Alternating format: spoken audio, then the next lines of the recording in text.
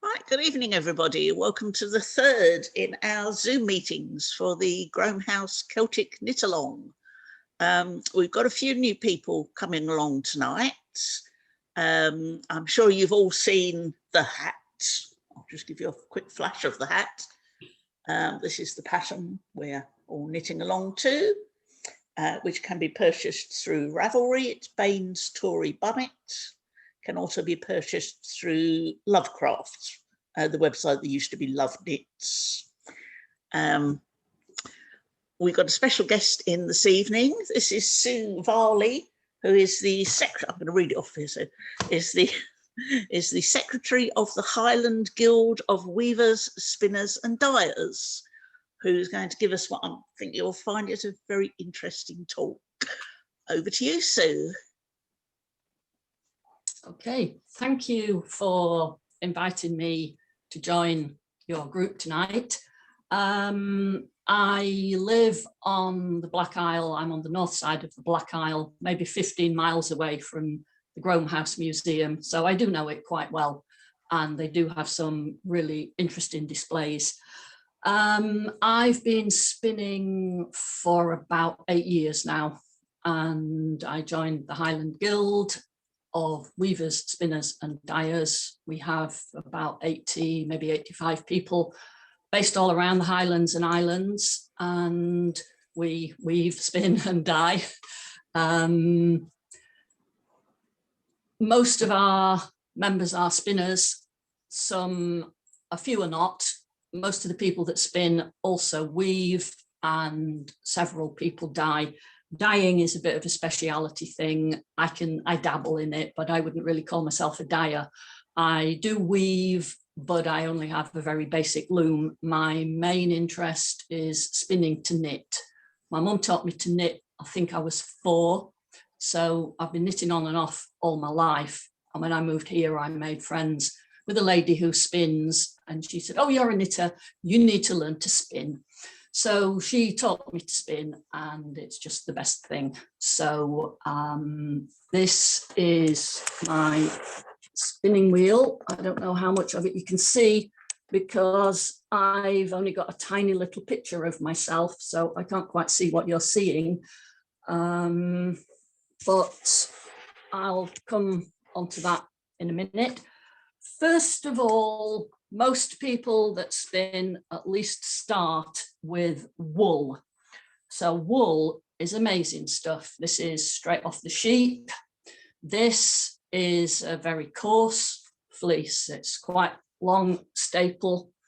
That's about maybe 6 inches long, and it's a blackface. You see them all over the hills. You'll all recognize a blackface sheep.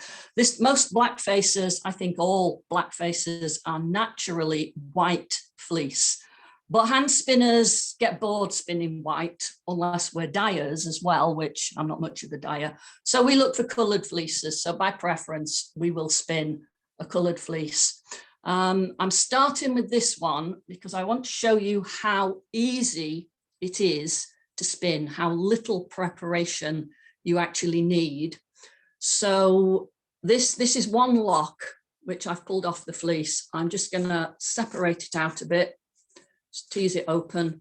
The end that comes off the sheep is called the butt, and it gets little knots where it's been cut with the clippers. So you need to get rid of them. You might find little bits of grass. I don't know if you can see that on the tip of my finger. You just drop them on the floor and you clean up afterwards. So basically this is actually now ready to spin. You can see the individual fibers. I hope you can see the individual fibers. They're quite loose and they will separate easily.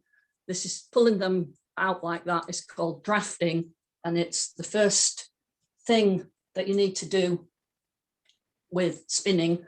I'm going to, sorry, I need to switch the camera so you can see what I'm doing with my hands. So just bear with me. Switching cameras, if anybody's still got a little picture of Sue and wants to put it full screen, There is a button on the top right of your screen that says View. If you click on that, you will get a little drop down that says Speaker View, and you'll be able to see her larger. Thanks, Sue. Okay, so I'm turning to the wheel. Hopefully you can now see this part. This is, I showed you the big wheel earlier. This is the driving wheel, and that turns the drive band, which in turn turns the flyer and bobbin, and that is where the spun wool collects. So I'm going to treble and build up some twist. The bit that you always start with a piece of wool on a new bobbin, and that's called your leader, because it leads the new wool into the bobbin. So I've just joined on there, and I'm just going to give it a tug. I don't think you can see both my hands. I'm not sure where my other hand's got to, but anyway, it's here somewhere. So I'm pulling my two hands apart, and you can see that that's quite a good join. It's not falling apart. So that's a good start. So you saw that I separated out the fibers earlier, so they were nice and parallel. Hopefully you can see what I'm doing reasonably well. You aim for a little triangle of unspun fiber, and then as my foot drives the big wheel, the little bobbin arrangement here turns, and twist builds up between the bobbin and my front hand. And you can probably see that I've got my thumb and finger quite tightly pinched. That's to stop the twist coming into the unspun fiber before I'm ready for it. So hopefully, if I let go now with my front hand, I'll just turn a little bit closer onto my hands. Hopefully you'll now see these fibers twist as I release my top hand. And that is now got the twist into the fiber that I previously drafted. So basically with spinning, all you're doing is supplying twist to loosely aligned fibers, and that basically turns them into wool. So I'm just spinning off this one lock of the coarse fleece, which I drafted. I hope you can see that. Members of the guild, we demonstrate spinning at the agricultural shows and spinning, knitting, fiber sales, but I've never done it by Zoom. So actually trying to show what I'm doing to the camera is something quite new for me. So I hope you can see this. It's working really well, Sue. It's great. Oh, thank you. Thank you. I have to say, I am quite nervous about this. So not about the spinning, but about the Zoom. So that was one lock of a coarse fleece. And as you can see now, I hope you can see, when I release the tension, it all starts to do little pigtails. I hope you can see them. If I pull that out and let it go again, you can probably see them forming. Yeah, so that's not much use for knitting. So what you have to do, that is called a singles because there's only one of it. But plied yarn, as you will know, has always got more than one strand, typically 3-ply, 4-ply, double knit, Aran and so on. They're all multi-strand. So what you have to do is put the two strands together. Obviously, I'm only doing it with one here. I've just doubled it over, but that's effectively two strands. Now, if I let go, you'll see this twist and twist and twist, and eventually it's basically plying on itself. So if you keep smoothing it down, the twist will run along the single, the length that you've spun, until you end up with a plied yarn, which I'll just tie this off so I can let go of it. And that is my little, where's the, oh yeah, I'm showing it to the screen instead of the camera. Sorry about that. That is my very short length of badly spun, uneven, but quick, little bit of blackface yarn. So that's all you can spin, just with no other equipment whatsoever, just a spinning wheel. But what that, you know, you can't, not every lock is amenable to teasing out like that. This is a completely different fleece, and it's a much softer fleece. That blackface is good for maybe footwear, carpets, that kind of thing. It's not the sort of thing you'd want next to your skin. It's very, very scratchy. But this fleece that I've got here, that is one lock. So if I hold it sideways, that's about 2.5 inches long, but the individual fibers are much finer as well as being shorter. They're much softer.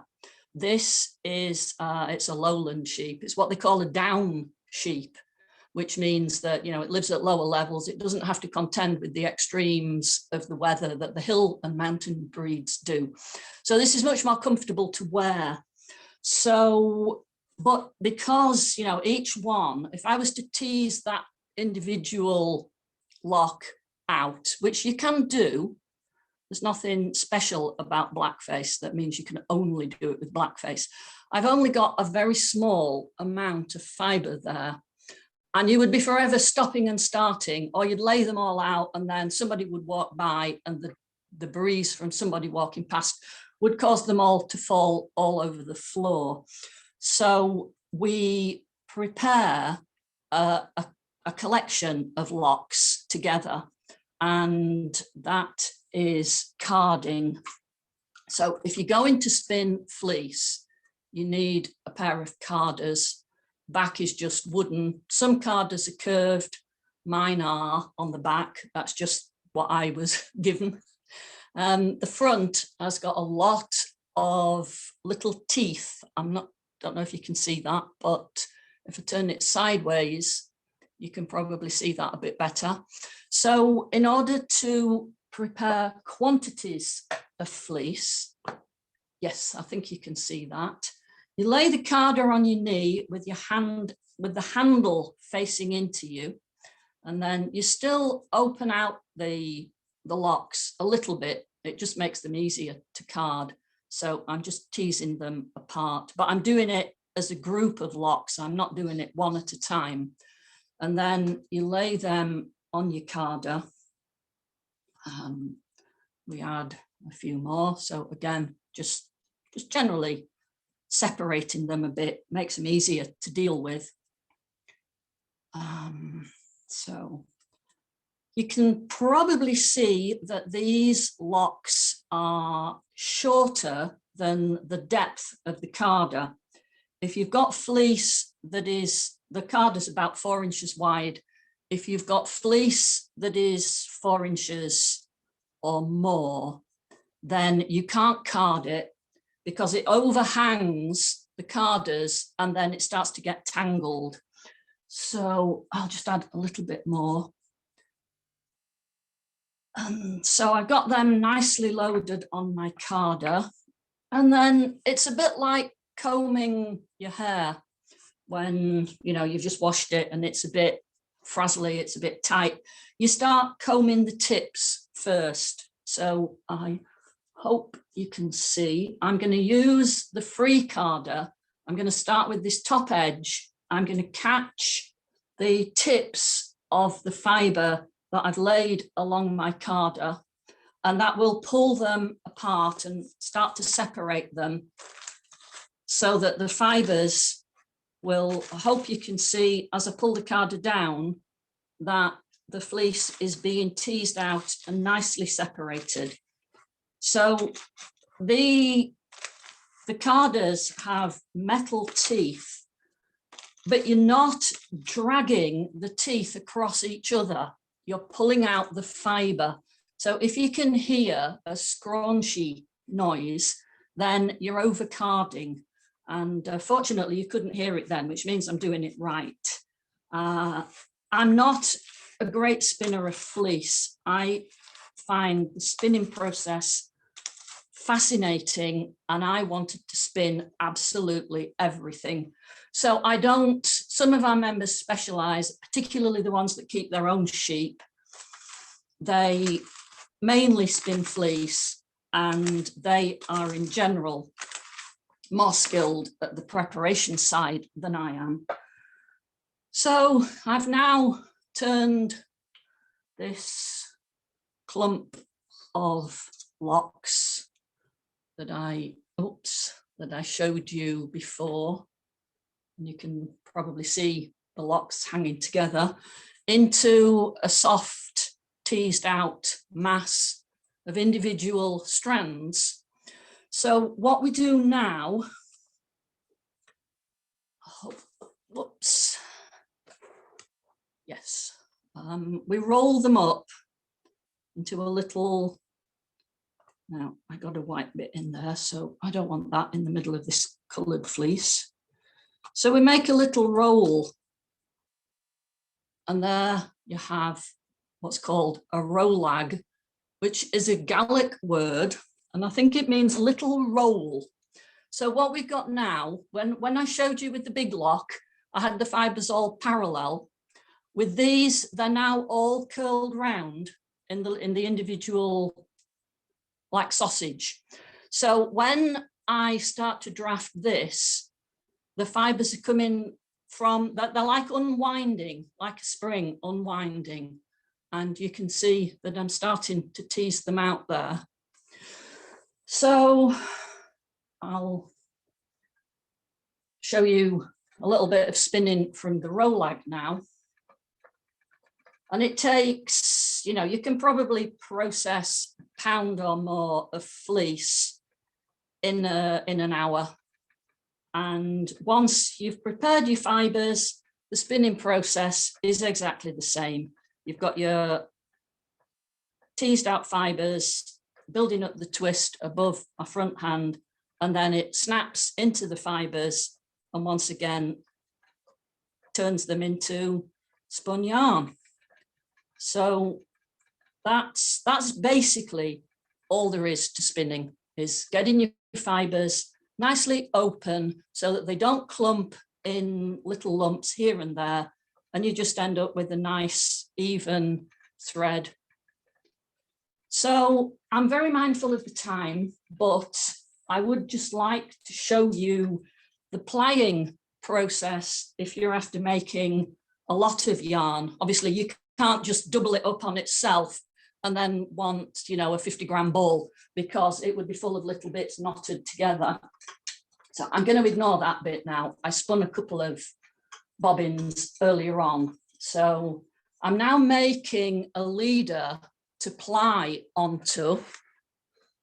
So you can't use a single because that's twisting. So you need something that's already balanced. So this little thing is called a threading hook, and it's got a little loop. You slide it through the little hole where the yarns come out, pull them through, and this is my new leader ready for the plying. I have here 2 bobbins. I do lots of sampling and I don't always bother to empty the bobbins, which is why there's lots of different colours on these 2 bobbins, but the ones I'm going to show you, on this bobbin, it's this dark, and on this one, it's the dark at the bottom end. Sorry, that's my hand in the way. That one and that one. So this thing that is holding the bobbins is called a lazy Kate. It's a necessary piece of spinning equipment, but you can make it out of an old shoebox and a couple of knitting needles. So spinning doesn't have to be expensive. You don't need loads and loads of kit. Although if you get into it, there are lots of wonderful toys that spinners have, and you would want them, but you know, the basics, you need a spinning wheel, something to hold your bobbins while you're plying, and then something for handling the skeins, which I'll show you when I've plied this. So hopefully now, if I turn around, you can see against my apron, I've got 2 strands, one coming from each of those bobbins that I showed you. When I spun, I had the drive wheel going clockwise, and that puts twist in the clockwise direction. So when you ply, you have to turn the wheel the other way, because otherwise you would just add a lot more twist. So I'm spinning the wheel, I'm running my fingers back up, and that is now plied. So it's very, you would normally not ply with freshly spun yarn, because the singles are what's called energized, and they're very lively and a bit hard to handle. But obviously tonight I'm doing, basically what I've got the time. So I hope you can see the 2 strands with the twist, pulling them together, and then feed that to the wheel, apply the next bit. I'll do this as quickly as I can, so I can just show you the other piece of kit for taking the skein off. So this is not going to be competition standard wool, because I carded it quickly, I spun it quickly, and I'm plying it quickly. I just need to move the yarn along. You can see it builds up in a thick clump on the bobbin, so you need to keep moving the yarn along the hooks to get it evenly spread along the bobbin. What else should I have told you? When you start with a fleece, it comes from the shearer, you lay it out, you pull off any dirty bits, and then you sort it into the best quality, the second best quality, and so on, as many as you can bother. You clean the fleece. Everybody that spins will give you a different method of cleaning a fleece. If you've got 5 spinners, you've got 5 different ways of cleaning the fleece, and so on. You can do it in cold water, you can do it in hot water, you can soak it overnight, you don't have to soak it overnight. Some people don't use soap or detergent, other people do. This is the other piece of kit. This is called a niddy noddy. It's got a long stick holding 2 crosswise pieces, one at the bottom and one at the top. They're at 90 degrees to each other. And hopefully you can see, you wrap just taking the drive band off the bobbin so it will flow. You wrap the wool around each arm in turn, and that builds up your skein along your niddy noddy. So this is going to be a very short skein. It'll be maybe 4 meters. Pull off the leader and then slip it off the niddy noddy. And there you have your small skein. Whoop, wrong camera. And that is basically a very, very quick introduction to spinning. So I don't know if there are time for questions. That's lovely, Sue. Thank you very much. It's something I've always wanted to try. I think I might. Well, any of the shows around here, the Highland shows, whatever, the Black Isle show, Sutherland show, you will find members of the Spinning Guild, and we demonstrate, and hopefully somebody will be there to give you a shot if you want to. Wonderful. Thank you again. Anybody got any questions for Sue? Jill, you're nodding. Do you have a question? No, Margaret had her hand up. Margaret, you're still muted. You need to switch your voice on, Margaret. You're on mute. No, Oh, we've lost you again, Margaret. I was just voicing my appreciation. Just very interesting. Thank you. Thank you. I'm sorry it was so rushed, but obviously time is pressing. I appreciate that. But thank you very much for Not at all. inviting me along. You did very well for your first Zoom. Thank you. I'm back here next week as well with you, because what I've done today is spinning fleece, but I have also spun 4 Lucy Haig shawls and knitted one from my own hand spun. And I've been asked to talk to you a little bit about the differences between what I've done today and what you would do, what fibres you would choose, how you would spin for knitting one of Lucy's shawls. So, wonderful. I love Lucy's shawls. you've got me again next week, ladies. Well, that'll be something really to look forward to, because I've knitted for years, but I'm an absolute numpty apropos how the wool is created. I never realised that a skein is developed in the way that you've shown us. I've never realised how you develop the length of wool through either carding or spinning from a much rougher wool, and that was absolutely fascinating. And as Barbara said, you may say, well, I've never done it before on Zoom and it's really worrying, but it worked really, really well. So thank you ever so much. Thank you. Thank you very much. Can I ask, Sue, where do you get your fleeces? Usually local farmers. We used to get them from the wool board. There's a branch, a depot, whatever they call them, of the wool board a few miles up the road from where I live.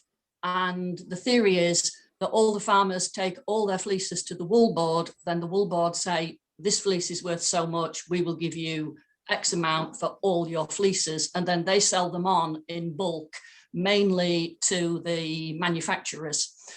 But the wool board will also sell to hand spinners, and you can go along and select your own fleece. But of recent years, they have got some accountants in charge, and the accountants have seriously put the price up of an individual fleece to a hand spinner, much to the chagrin of the people that work at the wool board.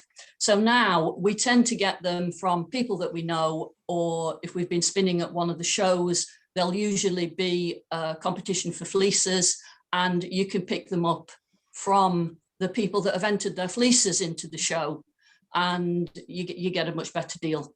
So that's, or, if your friends are farmers, and again, a lot of, well, several, maybe 1 in 10 of the ladies in the guild actually keep their own sheep. So they usually have more fleeces than they need. You don't just keep 1 or 2 sheep, you'll have a small flock, and nobody really wants to spin 10 fleeces a year. So we get them from each other as well, which is another useful source. How much would you expect to pay for a fleece? If you buy from a farmer, you would usually pay £5. And a fleece will weigh 2 to 3 kilos, depending on the size of the sheep and the type of fleece that it is. A blackface fleece is big, and a Shetland fleece, by comparison, is much smaller. Okay, thank you. We have a message from Diana saying thank you very much to you, Sue, and that it brought back memories of when she used to spin until one of her daughters pinched her wheel. There's always another wheel somewhere.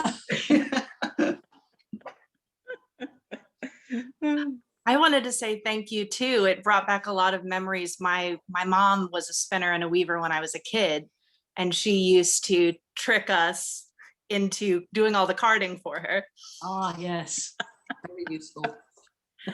And of course, the carders were sometimes used as a weapon against each other, unfortunately. But so thank you. That's lovely. Right, if there's no more questions for Sue, would anybody like to tell us how they're getting on with their hats? Or does anybody have any questions about methods for the hats? I did help one lady earlier on who was getting in a bit of a tangle with her 2-colour ribbing, and we managed to find her a video that explained it quite nicely. That was really helpful, thank you. Ah, there you are. That was me. Lovely. Lovely. That was me. I got to the point where I was just going to chuck the whole thing out the window, so you saved it. YouTube is a wonderful medium for finding things, but sometimes you have to know what search term to put in to the header to find things. Yeah, I didn't know it was called corrugated ribbing. Yes. The as I said, if you have a look at one of the earlier videos, and as Mary found today, sorry, it's difficult to try and demonstrate to the camera in a setting like this because you're seeing it from the wrong side. That's right, yeah. Got my knitting here. Whoops. Come back. If I tried to show you how I'm doing the stitches, you're seeing them from quite a different perspective to how you would actually see them when you knit. And although there is actually a Portuguese method, apparently, for knitting Fair Isle and stranded knitting, where you actually knit it on the wrong side, I haven't yet mastered that. So for me to try and demonstrate how I would carry the wool, for instance, on this one, on the next stitch, I'd first of all have to have my hands upside down and the yarn back to front. So I found it much easier to suggest videos by people who've been doing this a lot longer than I have. They have the studio setups and the camera setups that they can show you what they're doing, and quite often in slow motion as well. I find there are two particular, well, they're not companies, they're YouTube channels. One is Pearl Solo, Pearl Solo, P-U-R-L Solo, and the other is Simply Pink, Very Pink Knits. Their videos are really clear, easy to follow. If you want a bit of a laugh, you could try looking at Arnie and Carlos, who are a pair of Norwegian knitters. The banter between them is hilarious sometimes. There are some very flamboyant knitters out there. Stephen West in particular, of West Knits, designs the most marvellous shawls, one of which I've recently finished. He's based in Amsterdam and lives on a boat, I believe. But he is fully made up usually on his videos and bounces around like a lunatic, but has the most stunning ideas for colour combinations, ways of using different stitches together to make amazing works of art, really. And some people get a little worried about when they see things with lots of patterning or lots of stitches incorporated into them. So I've got a little quote here from Stephanie Pearl McPhee, the yarn harlot. It says, "It is some kind of miracle that all knitting is constructed of only 2 stitches, knit and purl. Sure, you throw in some yarn over, sometimes you knit the stitches out of order, but when it comes down to it, knitting is simplicity itself. The most incredible gossamer lace shawl, or the trickiest aran, or a humble sock, they're just made with knit and purl." And if you think of that when you're knitting along, you've only got 2 stitches to master, even if you're a very beginner. As long as you can do a knit stitch and a purl stitch, you can let your imagination run wild. So it's something to be enjoyed, knitting, I've always said. It's something to just put a bit of yourself into, jazz up the colours a bit. You know, if you don't want these lovely undyed natural yarns, you can do it in red and purple or blue and white or anything like that. Oops. You could knit hats for your dog if you want to. Don't think mine would stand for it. I think Jill wants to say something. I was just wondering, Barbara, could you repeat the first 2 YouTube channel that you mentioned there? One was something about pink and the other one was something else.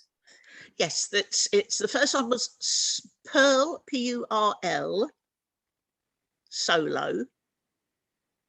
Yep. And the second one is Very Pink Knits. Thank you very much indeed. Both of those have got lots and lots of YouTube videos with tutorials on, starting from very basic knit stitches. They also, Very Pink Knits also does a lot of crochet tutorials if anybody is also interested in, I try and crochet and always end up in a triangle, so I'll have to look at some of their tutorials sometime. I tend to lose stitches all over the place.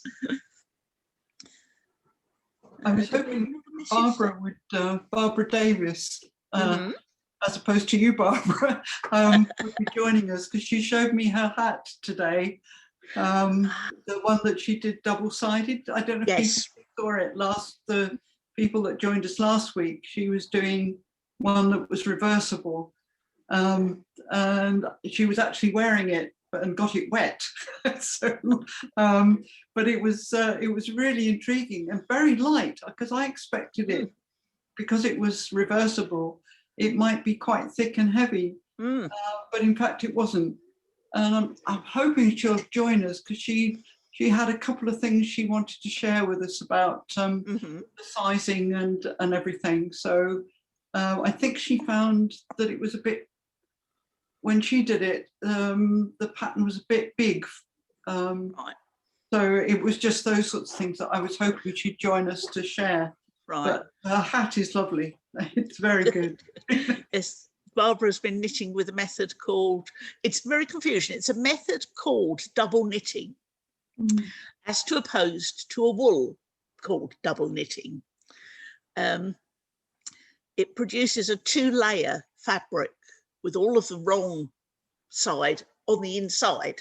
Oh, talk of. So, Barbara's just here talking. She's just come. She's just coming. Where is she? Just coming. We were just talking about you, Barbara. Barbara's ears must have been burning. Yeah. So we're just talking about you. Oh dear. No, it was all good, honestly. Jenny was just telling us that she's seen the hat in person, and that you were wearing it. Here it is. That's one side. Wonderful. And that's the other side. That's the other side. It is an amazing knitting technique, and it is quite simple to, once you get your head around the fact that you're knitting 2 strands of yarn that you think are going to fall to pieces as soon as you let them off the needle. It's quite fiddly at points, but we got there. Yeah. It's just rather large. Right. That's probably down to your tension. I think so. I've done it on smaller needles. Yes. I did take 2 panels out. Right. Because it's turning out big. So there's only 7 panels and not 9. Right. And I didn't do as many rows at the top, because it was 10 rows on the pattern, and I just did 4 before I did. Otherwise it would have been far too big. Yeah. You're looking at your stitches, you are a looser knitter than I am. Yeah. So it's why I always encourage people to do a gauge swatch first. And of course because then people hate swatching. They think, I want to get straight into the pattern, I want to get on with this garment. But if you're doing something that needs to fit in some dimension, swatching is a good idea, because I could only give you needle suggestions for the tension at which I knit. People do knit looser than I do. People knit a lot tighter than I do. And the choice of your needles will definitely affect the size of your finished project. Yeah. And if it's something like a hat where you don't want to wear it as a cowl, you could leave the top open, just pull it all the way down here. It's always a good idea just to try a little bit first, just to get an idea of it's scarves. It's great. Scarves you don't have to do a swatch for. If your scarf ends up like Doctor Who's scarf and about 20 foot long, call it a fashion statement. But for things like hats or jumpers, mittens even. You don't want a mitten that you can get both hands into. You really need to do, even if you just do a little bit of the pattern or the ribbing, just to see how it compares to the tension that the pattern designer has knitted to. It saves an awful lot of pulling it apart in the end. I thought we had another query come up, but I can't see it. I've got Diane's, but I can't see. My chat was coming up with two things, but Jill. oh, but Jill types in something as well. Yeah. I don't know. Anyway, does anybody else have any more questions or stories they'd like to tell, or anybody found any funny knitting quotes this week? Do you mind if I ask the other Barbara a question? Yes, of course, Jill. So I'm quite happy knitting with 2 colours or even more, just for little things. I don't do it for big things.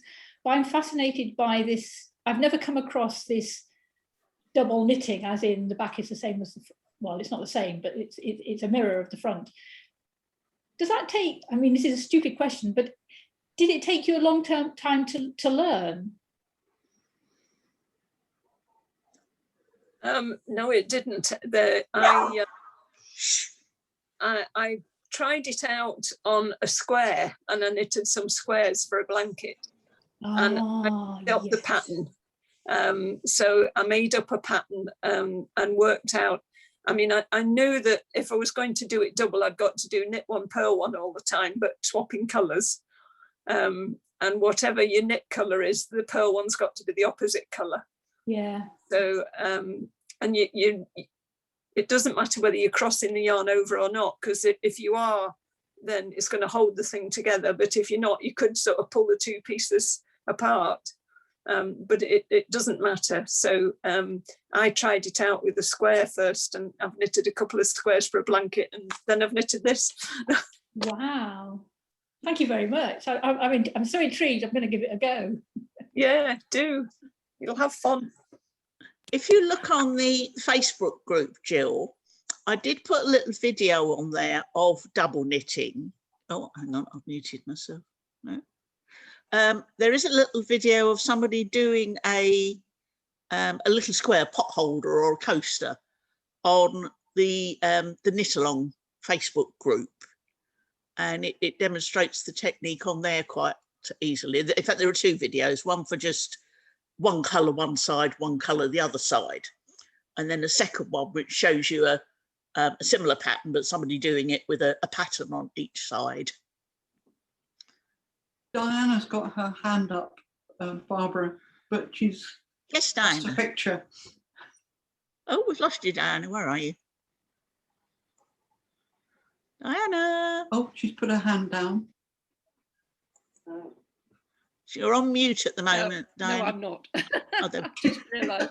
I've never used tags before, Barbara. So help. You've never used tags? Tags? You said you've got to mark them with some sort of markers. Oh, stitch markers, do you mean, yeah. Diana? Yes. Yeah, I like to use stitch markers when I'm doing a pattern, so that, say I'm doing a 12 stitch repeat, as this pattern is. When I've done the 12 stitches, I can actually make sure I've still got 12 stitches on the needle. Or you could put the little rings or little dangly things, just something you can slide onto your needle, right. Just to keep track of yourself as you're going along, really. They're not essential. I tend to knit quite quickly once I get going. That's possible with those circular needles. Very hard with circular needles. Oh, the circular needles. Have you not knitted on those before? I've not used those before either. There are, some people do find it a bit like knitting with an octopus. If you're having trouble on circular needles, do it on double pointed needles. Yeah. You're effectively knitting with 4 short straight needles then. if you find that more comfortable. I find it best if you're using circular needles to have ones that are the same size as your project. So for this one, I'd recommend 60 centimetres long, which is about the circumference of your head. If you go for a longer needle, you get involved in something called the magic loop, which is where you have a bit of cord left over at the end. That's probably something for another hat pattern to be going on with. I like circular needles because you only ever have to, once you've got past the ribbing, you only ever have to knit. You're just knitting round and round and round all the time. Yeah. You haven't got to worry about, oh, I knitted that stitch on that row, so on this row going back, I've got to do a purl stitch. None of that. It's a nice new learning curve. Yes, it is a bit of a learning curve, but I find, especially having arthritic hands, and especially doing bigger projects like the shawl I've just finished, circular needles take the weight from your hands and wrists, because the bulk of the fabric is then sitting in your lap. You're not having it balanced on two straight needles, especially if you're knitting something chunkier like a jumper. By the time you've got, I don't know, 50 stitches on each needle in a chunkier wool, that's quite a weight to put through your wrists, particularly. With a circular needle, you've got the bulk of it on the cord on your lap, and just the few stitches at a time that you're knitting on the actual point of the needle. I've been knitting with circulars now for several years, and on the odd occasion that I go back to using a straight needle, I find it very awkward. It doesn't feel natural. But if you're having problems with the circular needles, do drop me a message and I'll find you a nice YouTube video on knitting on circular needles.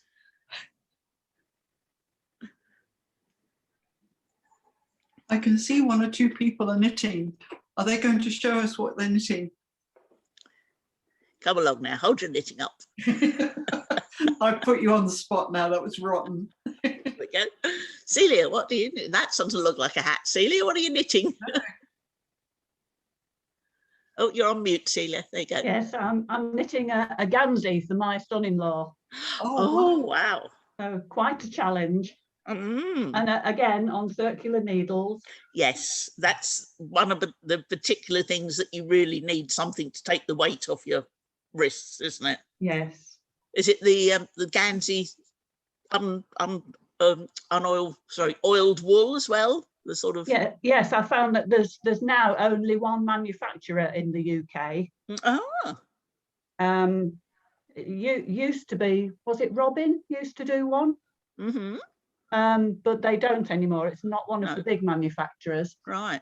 It was a little company, Frangipani they're called, down in Cornwall. Oh, right. Yeah. So yes, so it'll be. It's the proper 5-ply wool, and they've got a wonderful range of colours. It's not just the navy that's traditional. No, Paul, I'm not knitting you a Gansey. Paul's got about a 60-inch chest. I'm definitely not knitting him a Gansey. But it's nice to know that somewhere is still making the proper weatherproof Gansey yarn. Yes. I used to live in Flamborough on the Yorkshire coast, which is quite famous for its Gansey sweaters, and I got really interested in the history of it there. And there's still a shop that sells hand knitted Ganseys for £450, I have to say. but there's a lot of work in them, and it's quite a tricky technique because you knit them all in one piece. Yeah. You do gussets at the armholes and at the neck. Right. And you knit down from the body down to the wrist. Right. Traditionally, so that when they wore out the wrist, you could back it a bit and knit a new cuff. Oh, I see. Yeah. So yes, and when you cast off at the neck, that's it. There's no sewing up to do. Wonderful. I've done a short-sleeved jumper in a similar manner, knitting it the body all in one piece. But then I divided it for doing up to the shoulder seams. and put the sleeves in afterwards. So it wasn't a true seamless Right. jumper, but that sounds lovely because I hate sewing things up. It's why I knit mostly shawls and hats and things. So people might like to know that at the moment, small independent museums in the Highlands, like ourselves, Groam House Museum, we're part of a group which is involved in a virtual museum exhibition called Highland Threads. And if you go onto the Highland Threads website, there are 3 different knitted items on that. One is obviously our George Bain. Well, it's something to do with George Bain, which is a child's jumper. But the item that Wick Museum have chosen is a Gansey, and there's quite a lot of information about the Wick Ganseys on there. And then the Gairloch Museum have chosen socks, knitted socks, and so there's 3 different museums in the Highlands which currently have a virtual display associated with this Highland Threads exhibition. As these small museums reopen, then the actual items that are on virtual display, you can actually go and see in situ if you fancy. Each museum who's been focused in on providing an item of, it's a textile, Highland Threads, obviously a textiles exhibition. Each museum has put on something different. There's a video of the item, there's different sorts of information, podcasts, that sort of thing. So if you're particularly interested in knitting, at least 3 of the museums involved have got something associated with a piece of knitwear on there. In fact, remembering about it, I think the museum in Strathpether, which is a museum of childhood, they've got a child's knitted swimsuit. So, so that's something else to have a look at. Okay. Thank you, Jill. Thank you. Yeah, that is a lovely place to go and visit the virtual exhibition. There's apart from the knitted items, there's a lovely wedding dress with an 18-inch waist. That's less than the diameter of this hat.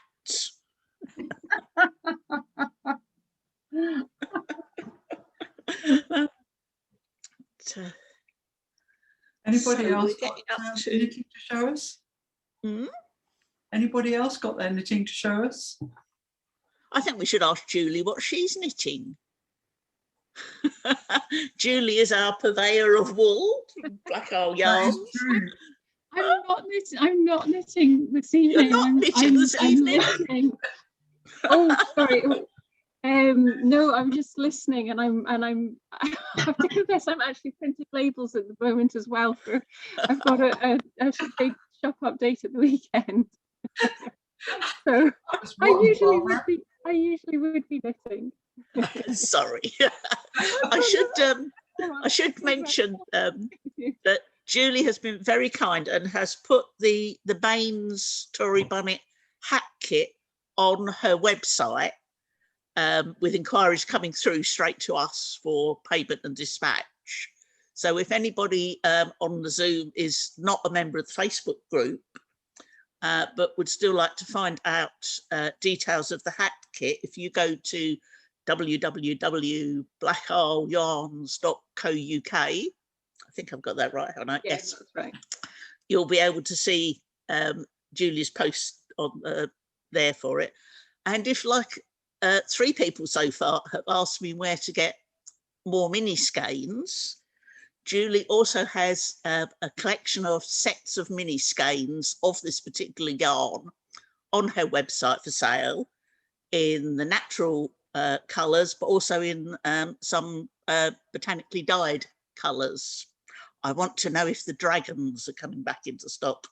There's going to be a slightly greener version of dragon in the update on Saturday, and there's more mini skein sets in a few different colour options.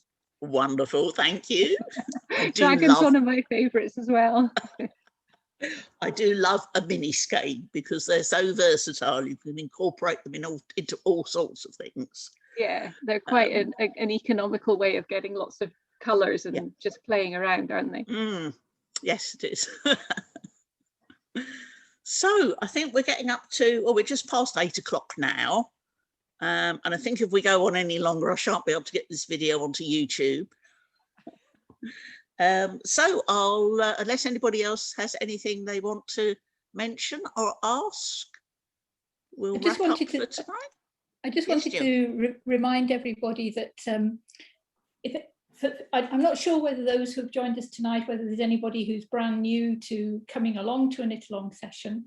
But if you are, just very briefly, if you are new, then do sign into the Facebook page that's associated with this, because it does give you lots of information about both about the hat that we're all knitting, you know, and trying to finish before May the 6th or whatever, May the 4th, whatever it is. I know it's next week anyway. And also do go onto the Groam House website, where we've got more information about why it's called the Bain Toorie Bunnet. We've got what's called the George Bain collection. Do go and investigate that and find out more about George Bain. And as time goes on, even after we've finished this group of sessions, don't forget about the Lucy Haig talk on May the 6th. Do sign up for that, it'll be really good. But after that, keep in touch through the website, Groam House One, or the George Bain website, because we will be doing more and more and more, and more knitting charts which George Bain drew will come up on that website, that you can potentially decide if you're experimenting with designs, you can maybe decide that you'd like to have a go at doing some of those as well. So I just wanted to say that. Thank you. And next week is our last scheduled Zoom, but I can always leave the Facebook group open if people want to come on and chat and share pictures. After next week's Zoom, I'll be putting a post onto the Facebook group, asking you to comment with pictures of your finished hats. All the people that comment with a picture of a hat will be put into, their names will be put into a random generator, and Julie from Black Isle Yarns has donated a very generous prize for us, for one lucky person who will be randomly selected. I'll probably do that on a Facebook Live thing, so you can see the name actually being drawn. If you're not on the Facebook group, go and join straight away.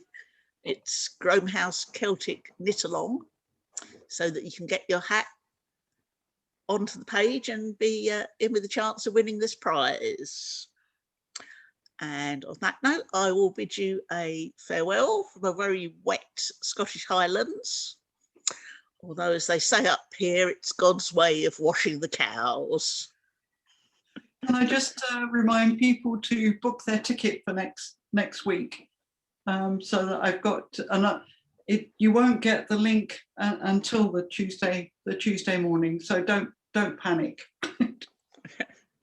And we just had a nice little message from Grace in the USA, saying she found us by accident on Facebook. I was glad she was able to join, and it was very nice of you to join us, and I hope you can join us again next week. Yeah. Good night, all. And thank you, Sue. Thank you. Oh yes, a big thank you to Sue. See you next week.